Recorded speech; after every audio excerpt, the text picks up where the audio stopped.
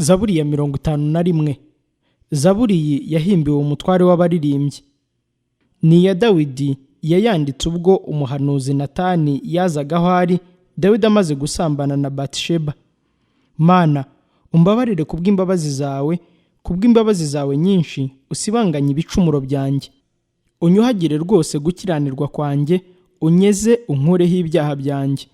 Kuko nzi ibicumuro byanjye, ibyaha byanjye biri imbere yanjye iteka. Ni wowe ubwawe nacumuyeho, nakoze icyangwa n'amaso yawe. Byabereye bityo kugira ngo uboneke ko ukiranuka nuvuga, kandi uboneke ko uboneye n'uca urubanza. Dore naremanywe gukiranirwa, mu byaha nimo mama yambyariye. Dore ushaka ukuri ko mu mutima hataboneka, uzahamenyesha ubwenge. Unyejeshe ezobu ndera, unyuhagire ndaba umweru ndusha urubura. Unyumvishe umunezero n'ibyishimo, kugira ngo amagufwa wavunnye yishime. Hisha mu maso yawe ibyaha byanjye, usibanganye ibyo nakiraniwe byose. Mana, undememo umutima wera, unsubizemo umutima ukomeye.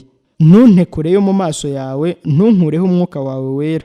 Unsubizemo kunezezwa n'agakiza kawe, unkomereshe umutima wemera. Nibwo nzigisha inzira yawe abacumura, abanyabyaha baguhindukirire. Mana, ni wowe Mana y'agakiza kanjye, unkize urubanza rw'inyama y'umuntu, nibwo ururimi rwanjye ruzaririmba cyane gukiranuka kwawe. Mwami, bumbura iminwa yanjye, nibwo akanwa kanjye kazerekana ishimwe ryawe. Nuko utishimira ibitambo mba mbiguhaye, ntunezererwe ibitambo byokeje. Ibitambo Imana ishima ni umutima umenetse. Umutima umenetse ushenjaguwe, Mana, ntuzawusuzugura. Ugirire neza i Siyoni kuko uhishimira, wubake inkike z'i Yerusalemu. Nibwo uzishimira ibitambo by'abakiranutsi, nibyo bitambo byokeje n'ibitwitswe, nibwo bazatamba amapfizi ku gicaniro cyawe. Zaburi ya 52. Zaburi iyi yahimbiwe umutware w'abaririmbyi. Ni indirimbo ya Dawidi yahimbishijwe ubwenge. Yayihimbye ubwo Dowegi Umwedomu yagendaga akabwira Sawuli ati, Dawidi yaje kwa Ahimeleki. Wantwariwe, niki gitumye wirata igomwa? Imbabazi z'Imana zihoraho iteka. Ururimi rwawe ruhimba ibyo kurimbura, ruhanye n'icyuma cyogosha gityaye, wa nkozi y'uburiganya we. Ukunda ibibi ukabirutisha ibyiza, no kubeshya ukakurutisha kuvuga ibitunganye. Wa rurimi ruriganya we, ukunda amagambo yose arimbura. Nawe Imana izagutsemba iteka, izakujahura ikuvane mu ihema ryawe, ikurandure igukure mu isi y'ababaho. Abakiranutsi bazabireba batinye, bamuseke bati, dore uyu niwe utagiraga Imana igihome kimukingira, ahubwo yiringiraga ubutunzi bwe bwinshi, akikomereza gukora ibyaha. Ariko jyeweho meze nka Elayo mbisi yo mu rugo rw'Imana, niringira imbabazi z'Imana iteka ryose. Nzagushima iteka kuko ari wowe wabikoze, nzategerereza izina ryawe imbere y'abakunzi bawe, kuko ari ryiza. Zaburi ya 53. Zaburi iyi yahimbiwe umutware w'abaririmbyi babwirisha inanga ijwi ryitwa Mahalati. Ni indirimbo ya Dawidi yahimbishijwe ubwenge. Umupfapfa ajya yibwira ati, nta Mana iriho. Bononekaye bakiraniwe ibyo kwanga urunuka, ntawe ukora ibyiza. Imana yarebye abantu iri mu ijuru kugira ngo imenye yuko harimo abanyabwenge bashaka Imana. Bose basubiye inyuma, bose bandurijwe hamwe, ntawe ukora ibyiza n'umwe. Mbese inkozi z'ibibi nta bwenge zifite, ko barya abantu banjye nk'uko barya umutsima, kandi ntibambaze Imana? Aho ngaho bahagiriye ubwoba bwinshi ari nta mpamvu, kuko Imana yashandaje amagufwa y'uwagerageje ngo agutere, uwabakojeje isoni kuko Imana yabasuzuguye. Icyampa agakiza k'Abisirayeli kakaba kavuye i Siyoni. Imana nisubizayo ubwoko bwayo bwajyanyweho iminyago, nibwo aba Yakobo bazishima, Abisirayeli bazanezerwa. Zaburi ya 54. Zaburi iyi yahimbiwe umutware w'abaririmbyi babwira inanga. Ni indirimbo ya Dawidi yahimbishijwe ubwenge. Yayihimbye ubwo Abizifu bagendaga bakabaza Sawuli bati, ntuzi yuko Dawidi yihishe iwacu? Mana, nkirisha izina ryawe, uncirishirize urubanza imbaraga zawe. Mana, umva gusenga kwanjye, tegera ugutwi amagambo yo mu kanwa kanjye. Kuko abanyamahanga bampagurukiye n'abanyarugomo bashatse ubugingo bwanjye, batashyize Imana imbere yabo. Dore Imana ni umutabazi wanjye, umwami ari mu ruhande rw'abaramira ubugingo bwanjye. Azitura inaba abanzi banjye, ubarimbure kubw'umurava wawe. Nzagutambira igitambo kiva mu rukundo, Uwiteka, kuko izina ryawe ari ryiza, nzarishima. Kuko Uwiteka yankijije amakuba n'ibyago byanjye byose, ijisho ryanjye rikabona icyo rishakira abanzi banjye. Zaburi ya 55. zaburi iyi yahimbiwe umutware w'abaririmbyi babwira inanga. Ni zaburi ya Dawidi yahimbishijwe ubwenge. Mana, tegera ugutwi gusenga kwanjye, ntiwirengagize kwinginga kwanjye. Nyitaho unsubize, kwiganyira bintera gukora hirya no hino, bikanihisha kubw'ijwi ry'umwanzi, kubw'agahato k'abanyabyaha, kuko bandoraho amakuba, bakangenzanya umujinya. Umutima wanjye urambabaza cyane, ubwoba bwinshi bunguyeho kubw'utinya urupfu. Gutinya no guhinda imishyitsi bingezeho, gukarangana kuramiranije.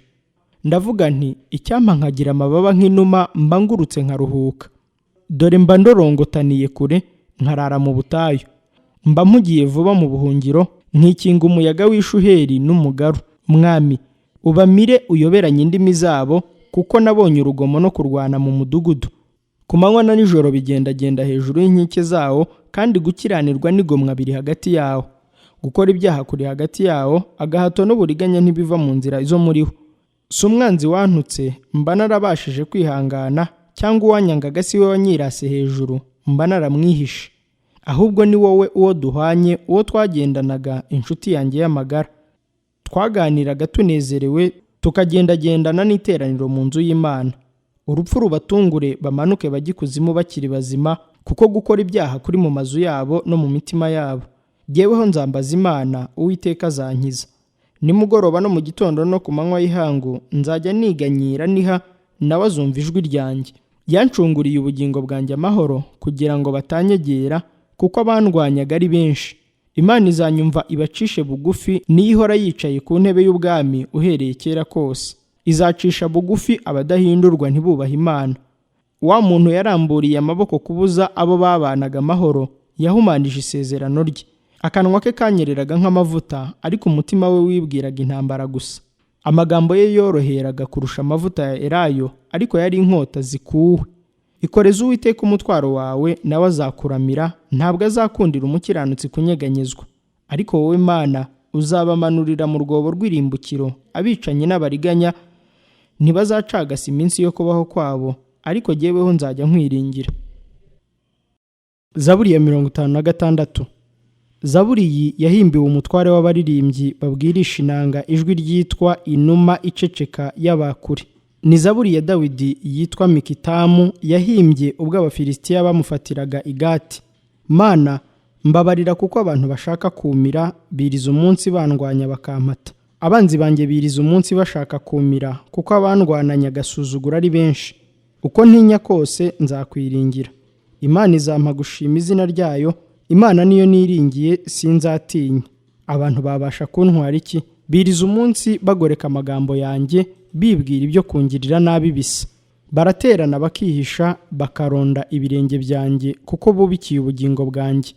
Mbese gukiranirwa kwabo kuzabakirisha? Mana, tsinda amahanga hasi n'umujinya wawe. Ubara kurorongotana kwanjye, ushyira amarira yanjye mu icupa ryawe. Mbese ntiyanditswe mu gitabo cyawe? Icyo gihe abanzi banjye bazasubizwa inyuma ku munsi nzatakiramo. Ibyo ndabizi kuko Imana iri mu ruhande rwanjye. Imana izampa gushima izina ryayo, Uwiteka azampa gushima izina rye. Imana niyo niringiye, sinzatinya. Abantu babasha kuntwara iki?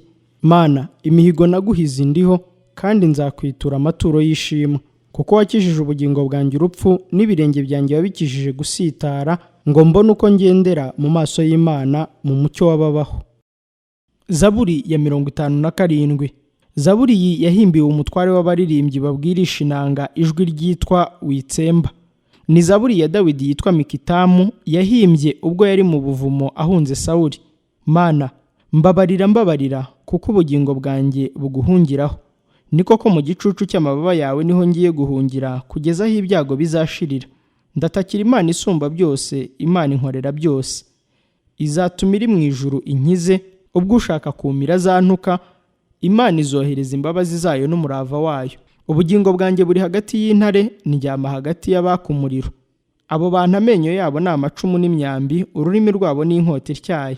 Mana, wishyire hejuru y'ijuru, icyubahiro cyawe kibe hejuru y'isi yose. Bateze ibirenge byanjye ikigoyi, umutima wanjye wiyunamiriye. Bacukuye ubushya imbere yanjye, babugwamo ubwabo. Mana, umutima wanjye urakomeye, ndaririmba, ni koko ndaririmba ishimwe. Wa bwiza bwanjye we, kanguka, Neberu n'inanga nimukanguke, nanjye ubwanjye nzakanguka mbere y'umuseke. Mwami, nzagushimira mu moko, nzakuririmbira ishimwe mu mahanga, kuko imbabazi zawe ari ndende zigera no mu ijuru, umurava wawe ugera mu bicu. Mana, wishyire hejuru y'ijuru, icyubahiro cyawe kibe hejuru y'isi yose. Zaburi ya 58. Zaburi iyi yahimbiwe umutware w'abaririmbyi babwirisha inanga ijwi ryitwa Witsemba. Ni zaburi ya Dawidi yitwa Mikitamu. Mbese guceceka niko mucisha imanza zitabera? Mw'abantu mwe, mbese muca imanza z'ukuri? Ahubwo mukorera ibyo gukiranirwa mu mitima yanyu, urugomo rw'amaboko yanyu ni rwo rubanza mucira mu gihugu. Abanyabyaha batandukanywa n'Imana uhereye ku kuvuka kwabo, iyo bavutse uwo mwanya bariyobagiza bakabeshya. Ubusabwe bwabo buhwanye n'ubw'inzoka, bameze nk'impoma y'igipfamatwi yiziba amatwi, itumva ijwi ry'abagombozi, naho bagomboresha ubwenge bwinshi cyane. Mana, ubavune amenyo yo mu kanwa kabo, Uwiteka uca imikaka y'iyo migunzu y'intare. Buzuruke bakame nk'amazi asuma cyane, agitamika imyambi, ibe nk'ibishishibano. Babe nk'ikijongororwa kiyaga kigashira, babe nk'ikirambu kitigeze kureba izuba. Inkono zanyu zitarashyushywa n'umuriro w'amahwa, Imana izayajyanisha serwakira, amabisi n'acanywe byose. Umukiranutsi azishima nabona uko guhora, azogesha ibirenge bye amaraso y'abanyabyaha. Bizatuma abantu bavuga bati, ni ukuri hariho ingororano y'abakiranutsi, ni ukuri hariho Imana icira imanza mu isi. Zaburi ya 59. Zaburi iyi yahimbiwe umutware w'abaririmbyi babwirisha inanga ijwi ryitwa Witsemba. Ni zaburi ya Dawidi yitwa Mikitamu, yahimbye ubwo Sawuli yatumaga bakarindira inzugi kugira ngo bamwice. Mana yanjye, unkize abanzi banjye, unshyire hejuru y'abampagurukira. Unkize inkozi z'ibibi, undinde abicanyi, kuko bubikira ubugingo bwanjye. Abanyambaraga bateraniye kuntera, kandi ntazize igicumuro cyanjye cyangwa icyaha cyanjye, Uwiteka. Barirukanka bakitegura batagize icyo bampora, kanguka unsanganire ubirebe. Ni wowe mpamagara, Uwiteka, Mana Nyiringabo, Mana y'Abisirayeli, kangukira guhana abapagani bose, ntugire abanyabicumuro babi ubabarira. Bagaruka nimugoroba bagakankama nk'imbwa, bakazenguruka umudugudu. Dore badundubiranya amagambo mabi mu kanwa kabo, inkota ziri mu minwa yabo, kuko bibaza bati, ninde ubyumva? Ariko wowe Uwiteka uzabaseka, uzakoba abapagani bose. Wambaraga yanjye we, nzagutegereza, kuko Imana ariyo gihome kirekire kinkingira. Imana mboneramo imbabazi izansanganira, Imana izanyereka ibyo nshakira abanyubikira. Ntubice kugira ngo abantu banjye batabyibagirwa, Mwami ngabidukingira, ubatatanisha imbaraga zawe ubacishe bugufi. Ijambo ryose ryo mu minwa yabo ni igicumuro cy'akanwa kabo, ubwibone bwabo bubafate nk'umutego, imivumo n'ibinyoma bavuga nabyo bibafatisha. Ubatsembane umujinya, ubatsembe be kubaho ukundi, kugeza ku mpera y'isi hose, bamenye yuko Imana itegeka aba Yakobo. Ba bandi bajye bagaruka nimugoroba bakankame nk'imbwa, bazenguruka umudugudu, bahunahune bashaka inyama, nibadahaga bakesha ijoro. Ariko jyeweho nzaririmba imbaraga zawe, kuko wambereye igihome kirekire kinkingira. Mu gitondo nzaririmbisha imbabazi zawe ijwi rirenga, n'ubuhungiro ku munsi w'amakuba yanjye. Ni wowe wambaraga yanjye we, nzaririmbira ishimwe, kuko Imana ariyo gihome kirekire kinkingira, ni Imana mboneramo imbabazi. Zaburi ya 60. Zaburi iyi yahimbiwe umutware w'abaririmbyi babwirisha inanga ijwi ryitwa Irebe ryo guhamya. Mikitamu ya Dawidi yahimbiye kwigisha ubwo yarwanaga n'Abasiriya b'i Mezopotamiya n'Abasiriya b'i Soba. Yowabu akagaruka akicira mu kibaya cy'umunyu Abedomu inzovu n'ibihumbi 200. Mana, uradutaye, uradushenye, wararakaye udusubizemo intege. Wateye igihugu igishyitsi uragisatura, ziba ubusate bwacyo kuko gitigita. Weretse abantu bawe ibikomeye, watunywesheje inzoga zidandabiranye. Wahaye abakubaha ibendera kugira ngo bahunge umuheto. Kirisha ukuboko kwawe kw'iburyo unsubize, kugira ngo abo ukunda bakizwe. Imana yarahiye kwera kwayo iti, nzishima, nzagabanya i Shekemu, kandi nzagabanisha urugero igikombe cy'Isukoti. Galeyadi ni ahanjye, umuryango wa Manase ni uwanjye, uwa Efurayimu ni wo ukingira umutwe wanjye, uwa Yuda ni wo nkoni yanjye y'ubwami. Abamowabu ni bo gikarabiro cyanjye, Abedomu nzabakubita inkweto mu mutwe. Filisitiya umvugiriza impundu. Ninde uzanyinjiza mu mudugudu ufite igihome gikomeye? Ninde uzangeza Edomu? Si wowe Mana wadutaye uzangezayo? Si wowe Mana utajyanaga n'ingabo zacu uzangezayo? udutabara umubisha, kuko gutabara kw'abantu kutagira umumaro.